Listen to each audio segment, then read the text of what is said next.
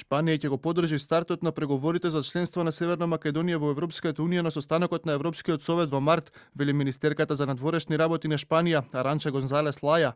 Шефицата на шпанската дипломатија вели дека владата во Мадрид заедно со француската влада работи за обезбедување консензус за ова прашање и дека за тоа станало збори на вчерашната средба на шпанскиот државен секретар за Европската унија Хуан Гонзалес Барба со неговата француска колешка Амели де Моншалан.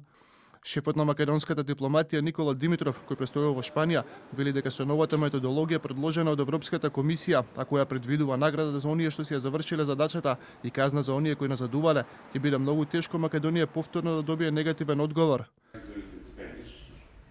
Во изминативе 3 години успеавме да го решиме 30 годишниот спор со нашиот пријател Грција. Тоа беше една многу емоционална тема. На пат сме да станеме вистинска европска демократија каде што судиите се независни и медиумите се слободни.